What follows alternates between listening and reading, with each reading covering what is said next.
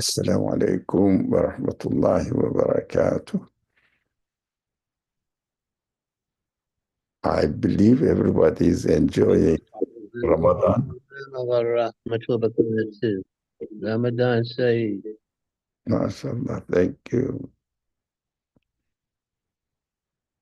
Everyone is enjoying their fasting and Ramadan, inshallah. Inshallah. أعوذ بالله من الشيطان الرجيم بسم الله الرحمن الرحيم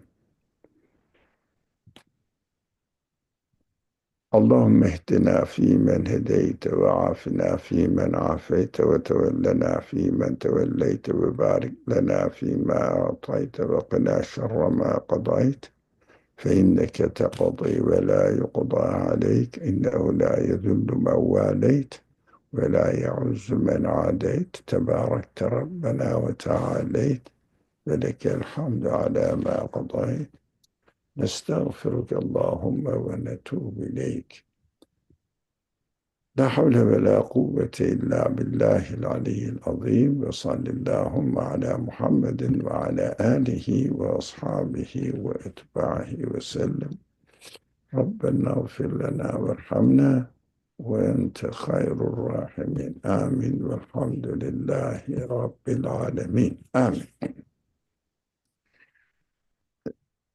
Welcome everyone. Inshallah we will continue the section 23 of the words by Said Nursi.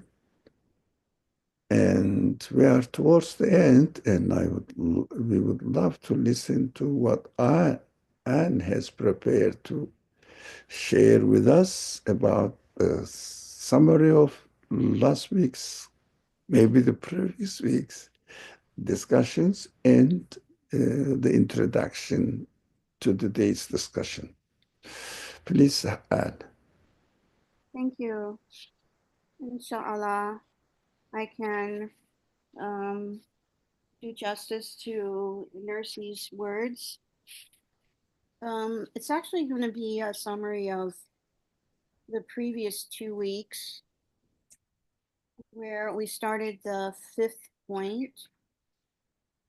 And Nursi is making a distinction between true versus apparent misfortune. Another way to look at it is in the Google Doc that you see on your screen. Maybe, I don't know, Ali, if you can put that in the chat box. I can share it. Do you mean the conversation? It was the email that I was unable to. I have it here, email. Okay. If you mean the email that we shared. And also put the link in the chat, if you could. I can put it. Are you ready to share it, or shall I share it? No, could you? Yeah, I can do it. I can Okay. do it. So we tried to get this into the chat last week, and I can share it. Okay. Yeah, and you can, if you like, read it out because it's kind of long. I didn't know if I actually wanted to read it. Okay. I think I'm gonna try and summarize it instead, but I don't want to repeat the summary from last week. So I wanted to make sure that I understood the difference that Nursi was making between true misfortune versus apparent misfortune. Maybe it was clear to everyone, but maybe it wasn't clear to me the shades of distinction and why they were important. And so I had an email exchange with Ali last week that we shared, and I tried to make it into a PDF and put that in the chat box. And I'm not good with PDFs, but after the meeting, we were able to put it into Google Docs, and that can be shared. Just if you want. It's I thought it was important to understand. Um, so at any rate, I'm not going to read it out loud. But what I want to say is that um, nursing makes a distinction between apparent misfortune, as in illness and seeking the cure, versus true misfortune, which is illness and not seeking the cure. The true, another way to look at it is in the email where we talk about, Ali talks about constructive misfortune versus destructive misfortune. The destructive misfortune is the same thing as true misfortune, where you have a crisis in the matter of your belief and in your ability to pray to Allah. That's a true or destructive misfortune. That's the kind of misfortune facing Job. The other kinds that Nursey talks about are called constructive or apparent misfortunes, or as Brother Ali calls, constructive misfortunes. Um, and illness is one of them, but unlike Job, illness in which you pray to God for a cure while you yourself are doing all you can to find the cure for that, and you are grateful. That illness creates gratefulness in you because you realize how needy you are. In the case of Job, he, in fact, as I learned from talking to Ali after the class, he actually didn't look for the cure soon enough and suffered and suffered and suffered until he got to the point where um, he was questioning his relationship to pray to carry out his religious duties. Um, so we don't want to get into the situation of Job where we wait and wait and wait and then potentially destroy our relationship with God. Um, so the supplication of Job was for cure for the purpose of worship. And that kind is, again, I don't want to keep repeating myself, but it's destructive misfortune. Um, the other kinds are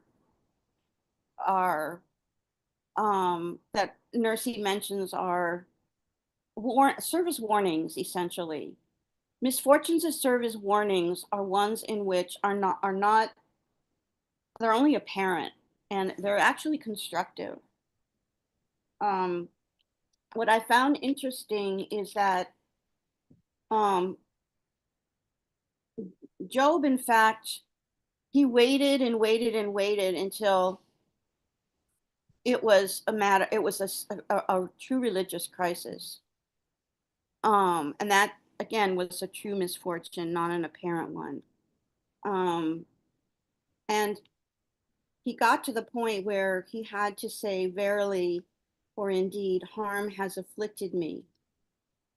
Um, please, please, God, um, um, take away, this pain." Because it's not because it's a self-centered concern, but it's a true spiritual crisis. He needs a cure for the purpose of worship. So um, we don't want to get to the point of Job where we wait too long and then we ask for help. Um, and in fact, I don't know if it's okay to say this, but um, Job, in fact, made a mistake, and he waited too long to seek his cure. And through making this mistake, God is teaching us a lesson that I have to pray to God while I'm seeking the cure. Don't wait like Job did. So I'm wondering if anyone has any questions about the difference between the two and why we don't want to be in a position of Job. Actually, we want to be in a position of constructive misfortune, not destructive misfortune, because Job waited too long. I mean, he actually, it can be said that he made a mistake, and we can learn from that. No, that's a deliberate mistake, isn't it? Created for or demonstrated to As us, purpose, to dem educate us. demonstrated to us to show that you shouldn't do that as well. It's an example. Yeah. Yeah. So um, that's that. Uh, uh, that's my kind of summary of the summary, so to speak.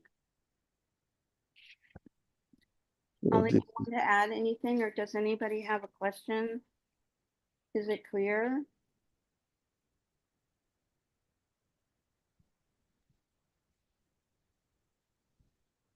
yeah. I think it is clear, but Mhm. because we had talked about it a lot, so Right. but our friends, whether they have any questions, that there is some ambiguous points in this matter. And as soon as something, very briefly, as soon as something happens to us, which we call them misfortune, and we start feeling unhappy about it, we should look for the cure immediately. And while we are looking for the cure, we have to realize that it is an invitation, that is an encouragement from the creator of this apparent misfortune for me.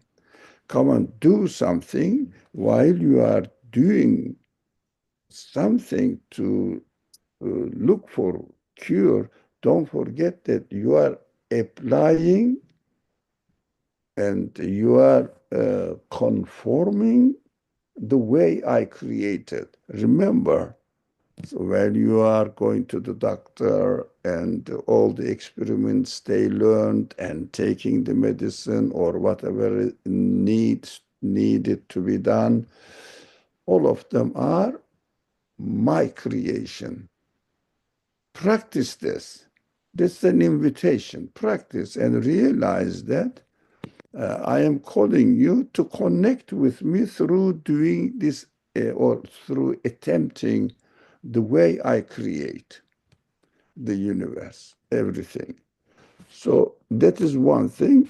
Don't wait, because we learned from this narration of the story of Job that we shouldn't wait until it becomes destructive. Destructive means I cannot bear it, and which kind of merciful God He is. He is giving me this. And then, as the Quran said, this is a satanic understanding now. Why? Criticizing the mercy of God because of the pain that I cannot bear it anymore. And God is saying, why don't you look for the cure? But if you cannot find it, try to be patient, but still try to find a way of curing it. Always. If you don't, be patient with God's creation. So we will study today how we should connect the creation of the misfortunes according to us. According to us, it is misfortune. so that we will look for solutions. But how about the intention of the creator? We should investigate it from the creator's point of view as my Lord, what he is telling me. I think uh,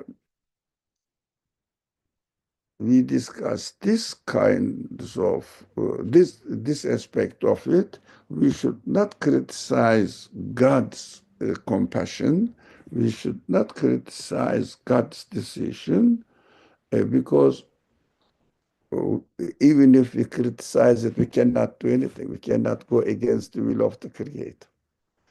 So we have to try to understand the wisdom in it. We have to try to understand the wisdom in its creation, in the creation of the misfortune. Now, we are in the second matter. Uh, This matter is a psychological analysis of our attitude towards misfortune, physical misfortunes. Now we understood these physical misfortunes are constructive misfortunes. But our being unhappy with the creator of this misfortune is a destructive misfortune. So physical misfortune are constructive. Why? They teach us that this universe is not under my control. The universe has an owner. He takes care of everything. And I have to acknowledge him by realizing that I am not the one who controls the universe. There is someone else who controls the universe, a conscious being, so that I will know who I am and who my Lord is, owner is. So I will get to know my Creator as the sole owner of the universe, nothing else. Everything is created by him deliberately, but occasional creation of misfortunes are just reminders, warners. Be careful not to forget your reality, because human beings quickly develop familiarity and take it for granted whatever they are given, in existence. The familiarity needs to be broken. Fatuma, Dr. Ali, can you provide access to the Google Doc of the email exchange after class? No, it is here. It is here. I shared it, Fatima. Can didn't doesn't it work?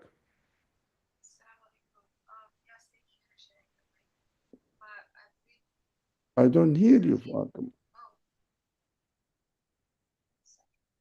We hardly hear you. We didn't. Can you hear me now? Oh, perfect. Okay. I was saying that thank you for sharing the link, but it still requires like edit or access to see it. So if you can check Ah, your inbox after class, inshallah, and grant us cannot, access. At least for me, that's what happens. you cannot have access to it. Yeah, but I think it should show up in your inbox that someone requested Oh, access. I thought, Ali, I think you have to make it so that the link is available to everyone. how, Um, how can I I think make we it just have we can do that after the after class. the class? Yeah, Yeah. yeah. So remind me, inshallah. Yeah, so the link can still be copied, but then we'll make it available to everyone after the class. I didn't know how to make it. I thought it is available for everyone, but I No, there's a don't. setting you have to Okay. yeah, okay. We will do it after the class when we stop the live streaming. So we will be very careful here. There is a very, very interesting psychological side of our attitude and the effects at the end, depending on our attitude about the misfortunes. So this is very important. I know if there are somebody among us who are dealing with psychology, they will really appreciate this point. So we will be careful now and listen to Anne. Bismillah. Second matter of the fifth point. Physical misfortunes grow when they are seen to be large and shrink when they are seen to be small. For example, a dream enters one's vision at night. One pays attention, it swells up and grows. If one does not, it disappears. So too, if one attempts to ward off an attacking swarm of bees, they will become more aggressive. Whereas if one pays them no attention, they will disperse. Thus, if one regards physical misfortunes as great and grants them importance, they will grow. And because of anxiety, pass from the body and strike root in the heart. The result will then be an inward affliction on which the outward misfortune fastens to perpetuate itself. But if the anxiety is removed by contentment with the divine decree and reliance on God, the physical misfortune will gradually decrease, dry up, and vanish, just like a tree whose roots have been severed. I once composed the following verses in description of this truth. I think we can read this following as well because Mm-hmm, almost the same concepts are repeated here. mm-hmm. Do not cry out at misfortune, O wretch. Come, trust in God. For know that crying out compounds the misfortune and is a great error. Find misfortune's sender and know it is a gift within a gift and pleasure. So leave crying out and offer thanks like the nightingale. Smile through your tears. If you don't find him, know the world is all pain within pain, transience and loss. So why lament at a small misfortune, while upon you is a world full of woe? Come, trust in God. Trust in God. Laugh in misfortune's face, it will laugh too. As it laughs, it will diminish. It will be changed and transformed. I If, think, yeah. yeah, I'll read this and then stop. If in single-handed combat one smiles at an awesome enemy, his enmity will be changed to conciliatoriness. Not sure about that pronunciation. His we never say this in English. Conciliatoriness. Conciliation. Conciliation. Okay, Continue. change to conciliation. That is British English. His hostility will become a mere joke, will shrink and disappear. If one confronts misfortune with reliance on God, the result will be similar. You can read the meaning of this Oh, verse. yeah, okay. From Surah 41, ayat 34. Good and evil cannot be equal. Respond to evil with what is best, then the one you are in a feud with will be like a close friend. Yeah. The enmity will dissolve. Yeah. Yeah. So, what is your takeaway from what we have read? he's talking about physical misfortunes, right? One's own Yeah. psychology of one's own physical misfortune. Um, does that also include um, mental um, and I guess mental Yeah. misfortune as well, not just physical?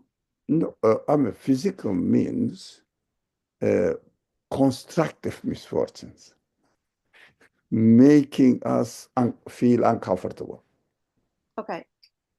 Now, this is mental, everything, the mental problems are also physical. It means physically existing in our brain. So, but spiritual misfortune means, for example, not acknowledging the Creator, feeling lonely and purposeless in the world, meaningless life. These are non-physical misfortunes. Yeah. So he's making the focus is here is on the type of misfortune that's in fact constructive, not destructive. And if we grant it more importance than it should have, then he's saying that it will become a destructive um, misfortune. More harming. Okay. Rather than while we are looking for the cure, the way to cure it. So we shouldn't complain what we should do. We will say what we should do. But here, if you say that, oh, it's so heavy, I cannot do it. Why me? Why it is happening to me always? This kind of criticism, by paying attention to it a lot, but it doesn't mean that we shouldn't take care of it. Yes. So if you say, okay, this is from my creator, let me take care of it as much as I am able to do that and continue your life.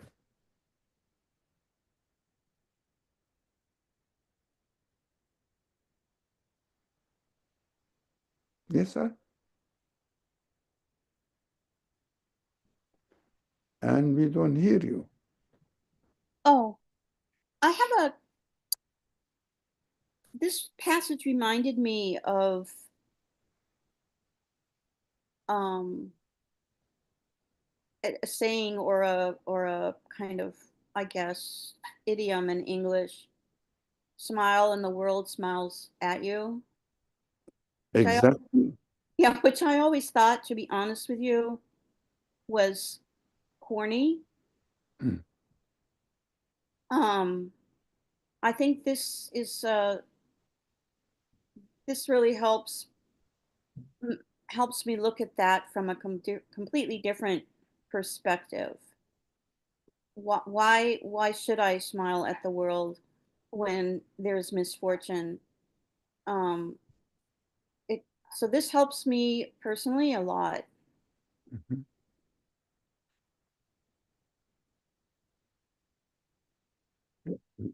So this underlined sentence also, I found it interesting.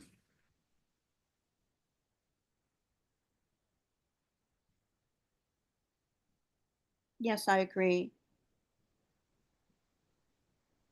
Yeah. So we can read it again, just Oh, sure.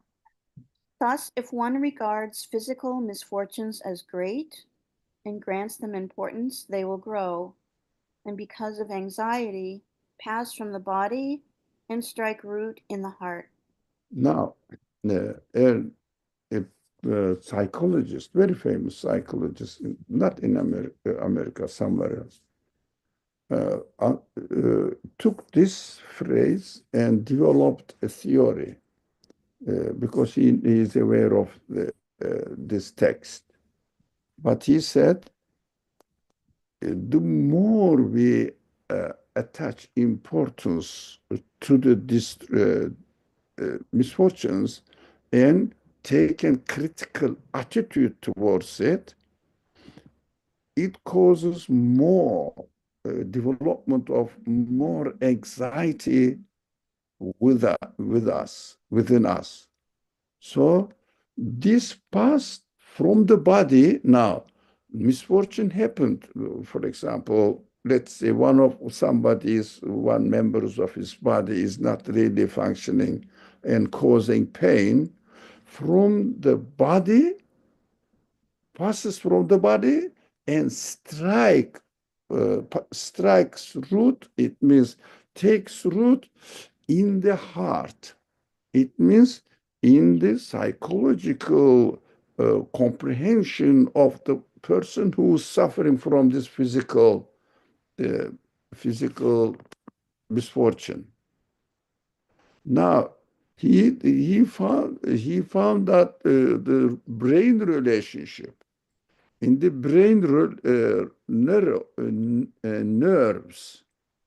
Uh, he said, uh, I don't know, psychologists, those brain experts. If someone has this attitude, it means keep remembering how this misfortune struck him or her, and keep criticizing it. It means keep remembering it. As the person remembers it, that's how he explained. I don't know. Well, I'm not an expert on the subject. The person remembers it, and immediately next to this nerve, the body functioning is affected by it. But you're remembering it, the way the body metabolism functions is affected by this remembrance. For example, getting angry, maybe sweating, and being nervous and being at tension. Body does not work perfectly. He said, yes, it's exactly what we experience.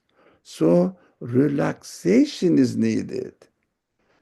Not taking a critical attitude, but looking for the solution.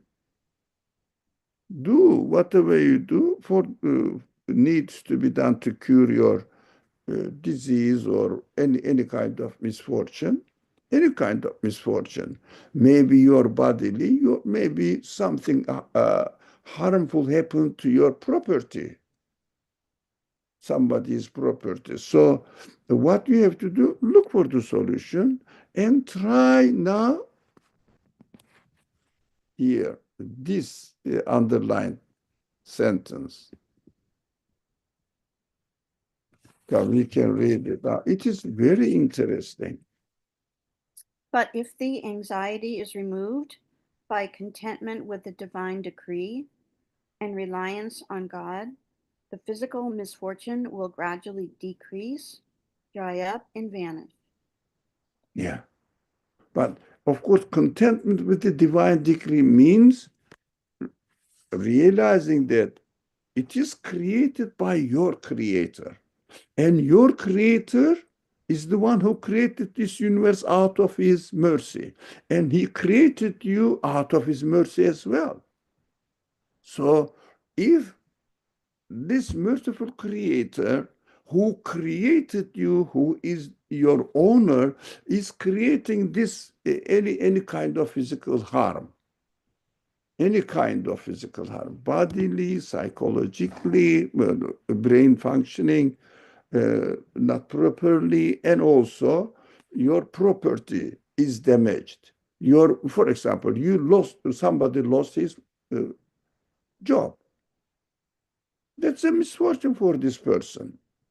So if we remember and realize that my merciful creator is creating this disliked thing that I don't like it. He gave me the sense not to like it. It is a contradiction. He gives me the sense to dislike misfortune and also creates misfortune. I have to say, what is the point? Try to understand rather than take a critical, negative attitude. It is destructive side is. Now, don't turn it into distraction. Use it as a construction, positive way. Yes, Fatima.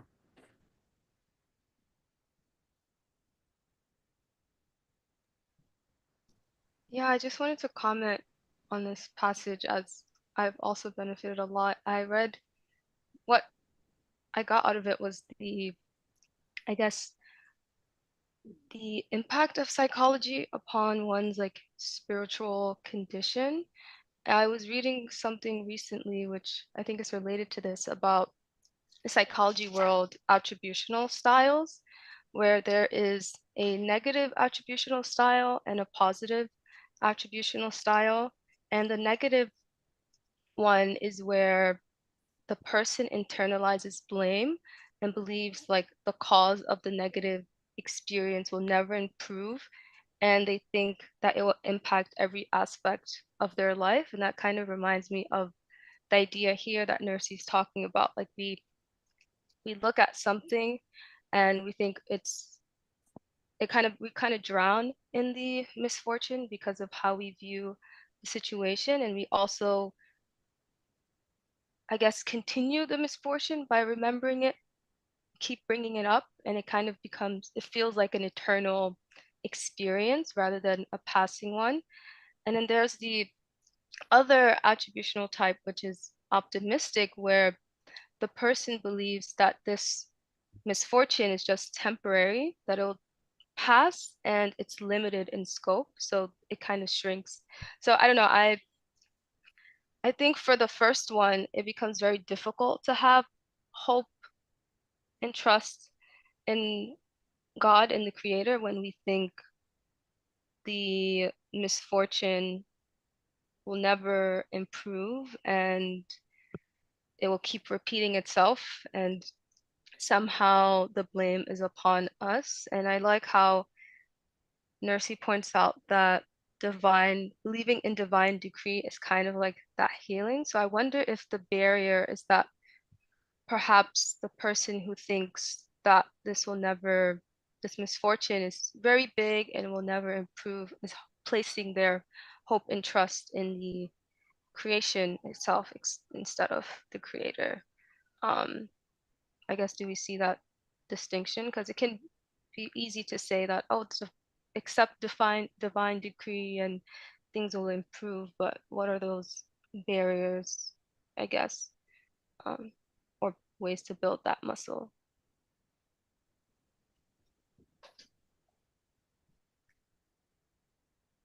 Excuse me.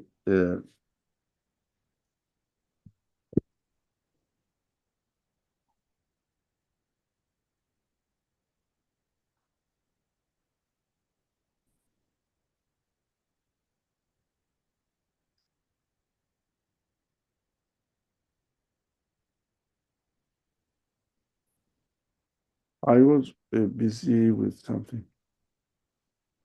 Well, I just want to say, Fatuma, that's actually extremely interesting. I didn't know that. Well, it's been years, decades since I studied psychology in college. I actually hadn't heard of that before. It makes so much sense, and it fits in beautifully um with what Nursey is saying here. Um, I also think that in this society, um, sometimes people like to take on the role of being a victim. Um, uh, and I think that's another way to uh, think that you are being harmed oh, woe is me. I think a lot of people kind of fall into that trap. And it's endless. You can't get out of it unless you realize who is actually in control.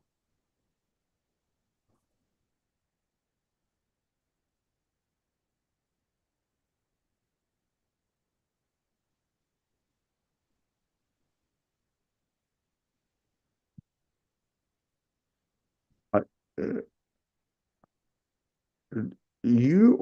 all of us know that uh, as far as we know, the human uh, civilization, let's go historically available, the Greeks and especially Egyptians, and later on Muslim therapists used music for curing especially psychological problems.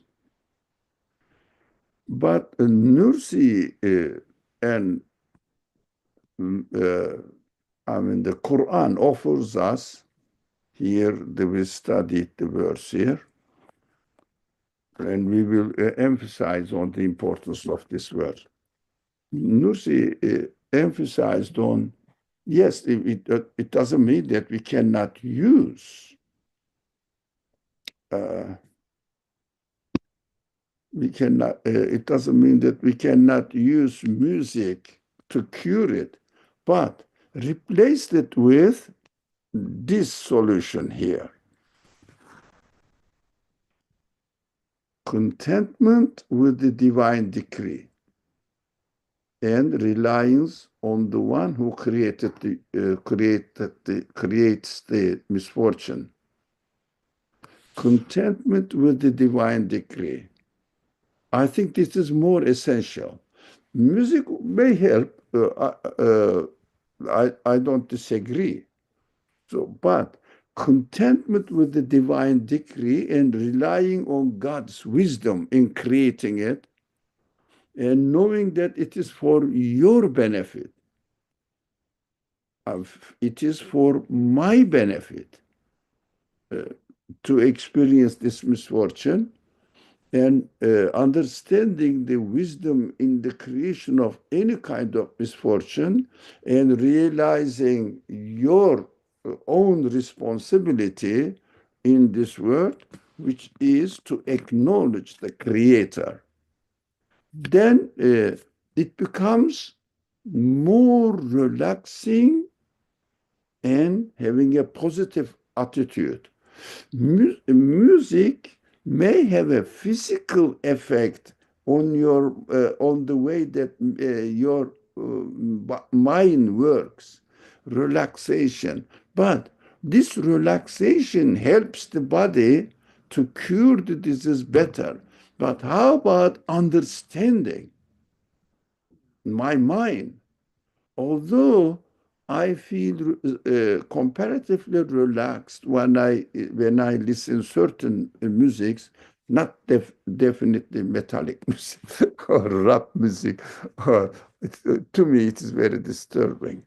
But there are some kind of musics that a person may feel relaxed and while he is listening to the music. So this is only bodily effect. How about mental cure? It means the mental cure, what I mean by understanding. If I still complain the creation of the misfortune, music's effect may disappear, may not have any effect. Because I am at tension between my expectations and what is being created out there. There is a conflict between me and the creation that I am experiencing. That clash, this tension prevents the body relaxed, really relaxed. And happy, as this sentence says here. Now, trust in God, love in misfortune's face, it will laugh too. Here is the verse. Now, I mean, as it laughs, I mean, be happy with it. Don't criticize it, but do what needs to be done, but don't criticize the existence of it. If you really stop criticizing it and realizing that it is from your creator, which is described here, laughing in his face, in its face, it will diminish. It will be changed and transformed. Rather than misfortune, it will become a means of training, means of cure, like a person who is having a surgical operation. While you are having your surgical operation, uh, nowadays you don't realize, but because they give you anesthesia, uh, but it will change your attitude. You don't get angry with the doctor because he cut your body, for example. Yes, Fatima. I have a question. So, Nurse is saying the cure to this is divine contentment Mm. and or contentment with the divine decree and reliance on God. And I think this is where I have a question around when it feels like this, I guess the internalizing blame portion, when you've made a mistake or you believe you are somehow a part of the problem, um, it becomes very difficult to just surrender um, to divine decree because it can feel like, oh, I could have done, I guess this is where the issue comes up with the saying I could or I should have done this. Um, but is there a way or questions we can ask ourselves when we may be thinking that we're dealing with the divine decree? No, I don't know how to completely ask this, but it feels like somehow we believe that we are part of this divine decree. I guess I'm thinking about situations if you've done something, oh, if I didn't do this, then maybe I would have been okay, or I'm the reason why this plate fell and this is all this mess is caused by me. That kind of approach. I'm curious if you have thoughts and ways you can Now, navigate that. understood, and remind me two attitudes described in the Quran. One is Satan's response to human mistakes. The other one is God's response to human mistakes. As I understood, Fatima said, if I am a part of the misfortune, negligence, for example, or doing something wrong, and you cannot forgive yourself because you are the source of this existence of this misfortune. Now, the Quranic description of Satan in the hereafter, the Quran says to Quran narrates this attitude. Attitude. This is a description of attitude. And the hereafter, people will get angry with this Satan. Satan will say, "No, don't get angry with me. Why? I didn't force you. I didn't give you any evidence what I offered to you. There were just my claims with no evidence at all. I just suggested you." And the Quran says, through Satan's speech, of course, blame yourself. That is satanic attitude. How about the Quran, God? God's response to people who make mistakes. If you make a mistake, God says, I mean, you all know this verse, this beautiful verse. قل يا عبادي الذين اسرفوا على أنفسهم.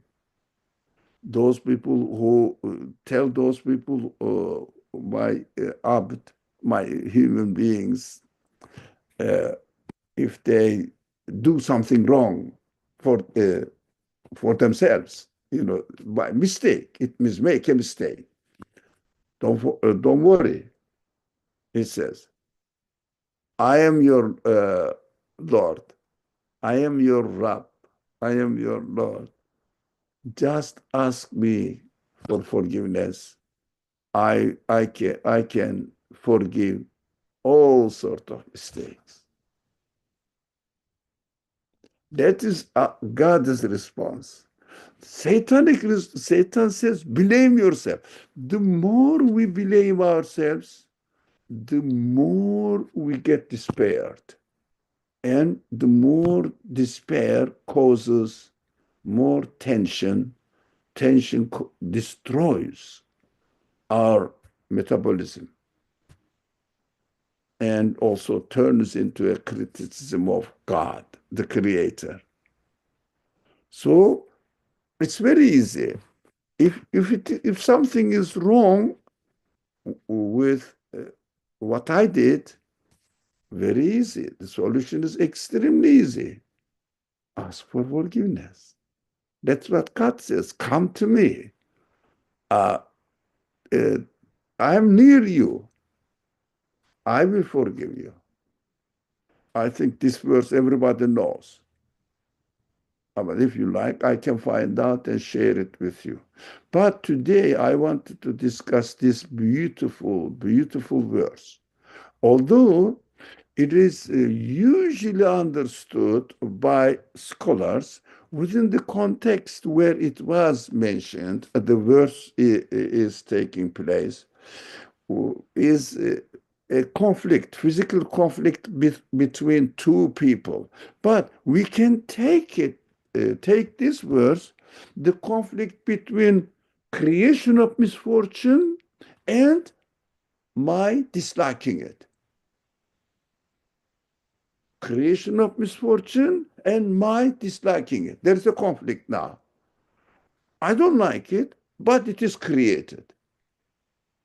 So, Bismillah ar-Rahman ar-Rahim. It's a beautiful verse.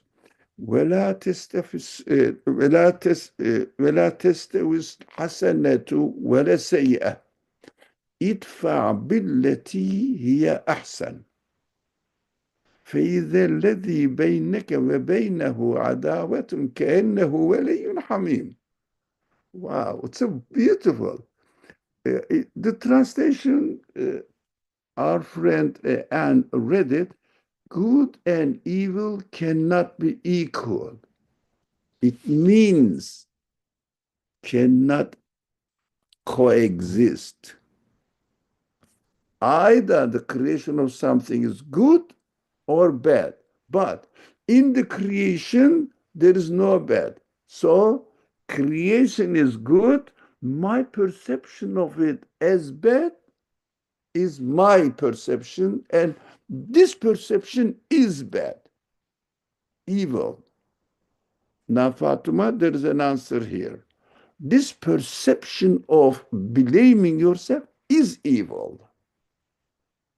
Yes, it is reality that you made the mistake or I made the mistake, but keep criticizing myself is evil. I should just ask for forgiveness and try to see this event as a means of learning that I shouldn't do it again. God is teaching me not to make the same mistake again. So declare a peace between you and the misfortune you are experiencing. So respond to evil with what is best. It means that is from my merciful Creator. Although I am suffering from the misfortune, but this is the way of educating me, teaching me who I am. It's beautiful. Then the one you are infused with, it means misfortune and yourself will be like a close friend. You will love it, the creation. look at this verse, how applicable to our real life. Is the verse clear?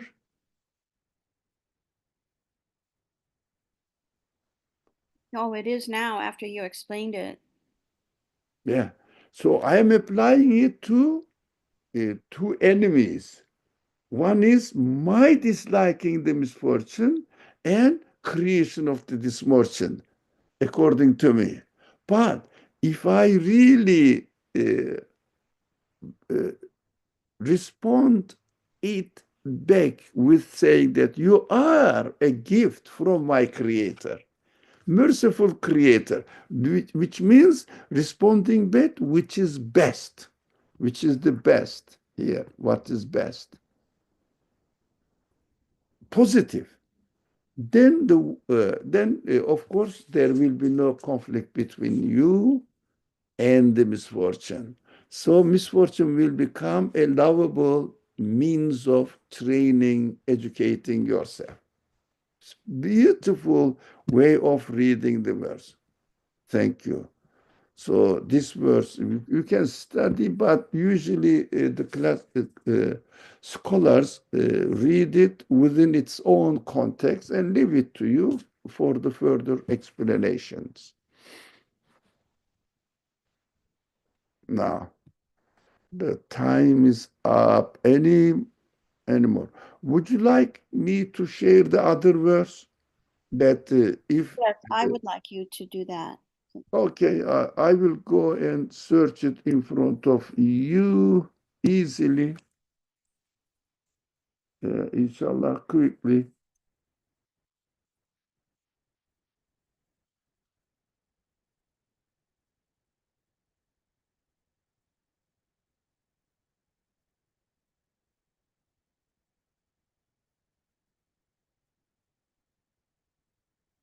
It is, oh, it's enough. Yeah, here it is. You are reading it. Bismillahirrahmanirrahim.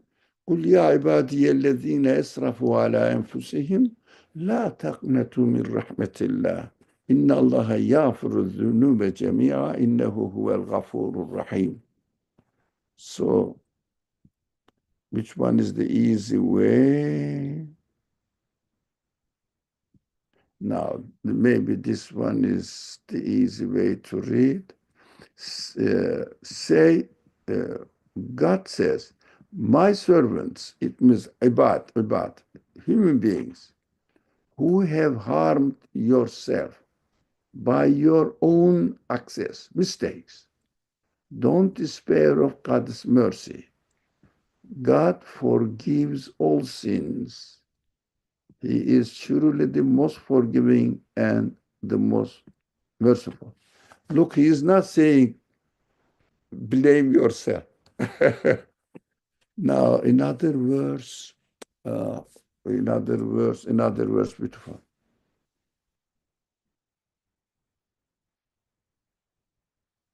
Oh, let me remember, if I can remember.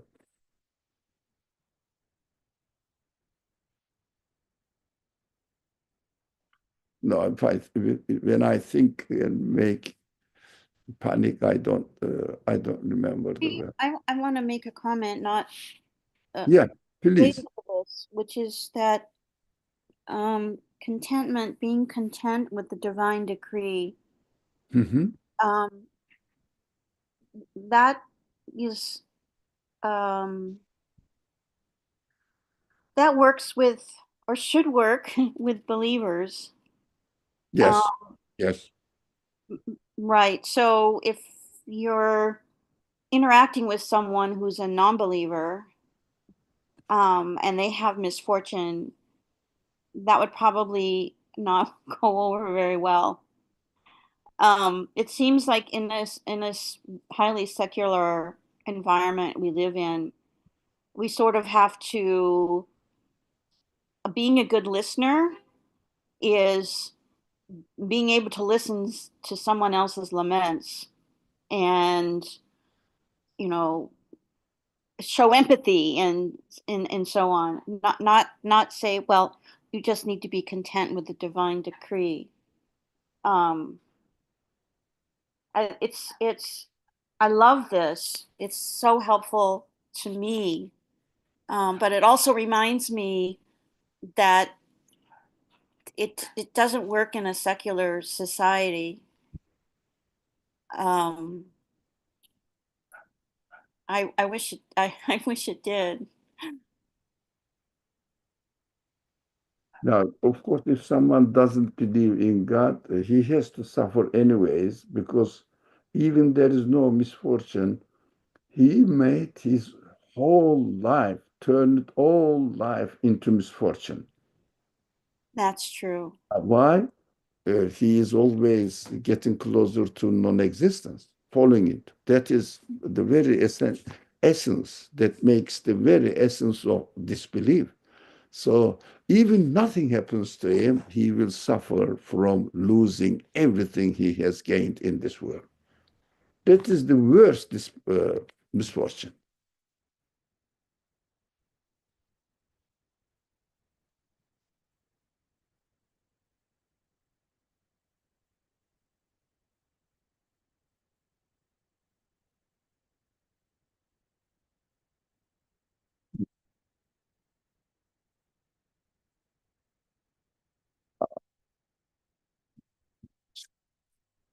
Couldn't find.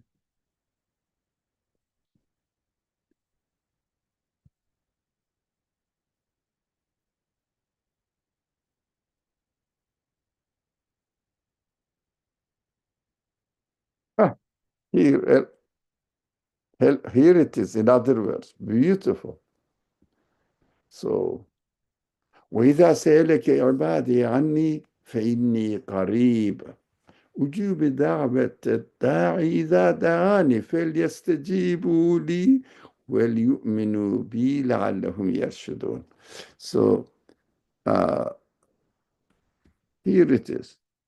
If my ibad, human beings, if my creature, human beings, ask you about me, God is saying, I am near. I respond to those who call me. It means ask for forgiveness, ask for anything. I respond. I respond. So let them respond to me. It means get communication with me. Don't be cross with me. Communicate with me. It means what we are reading here.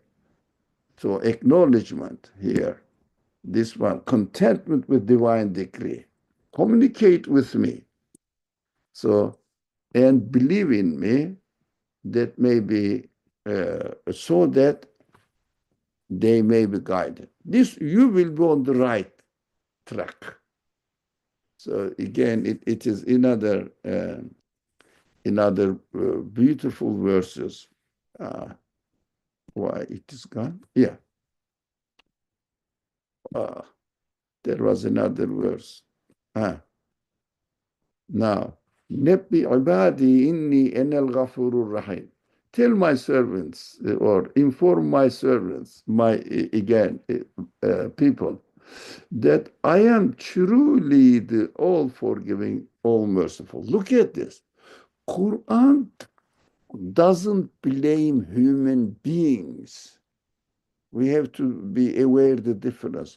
Quran blames denying attitude of human beings. Quran never blames human beings. Quran blames divine denying attitude of human beings, not the human beings. Denying attitude. Their denying attitude. We have to be very careful. Although the language of the Quran may seem to be speaking about people, Quran doesn't speak about people. Quran speaks about the way how they communicate with the Creator, denying or confirming or playing hypocrisy. Sometimes yes, sometimes no, partially yes, partially no, in between. So the attitude the Quran blames, because according to the Quran again, ve kerramna beni Adam. Human beings are honored creatures. God honors the creature, human beings. But if I do something wrong, this action is criticized by God. And if a person, as Anne said, believes in God, he says, okay, call back, because he is always forgiving God. He always forgives. So just keep in constant relationship with your Creator. You will have no problem, inshallah. Beautiful verses are helping us to understand this important subject, inshallah. I think we should stop here. Let me see what's written. Okay. Thank you for the comparison of satanic speech surrounding blame. Extremely yeah, I found it beneficial as well, so I'm sharing with you.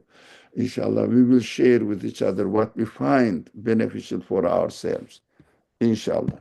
Bismillah. Okay, those people who are interested in this link, how to open this one, email, inshallah, we will do something after stopping the live streaming. بسم الله الرحمن الرحيم سبحانك لا علم لنا إلا ما علمتنا إنك أنت العليم الحكيم وآخر دعوانا أن الحمد لله رب العالمين بحرمة سر سورة الفاتحة.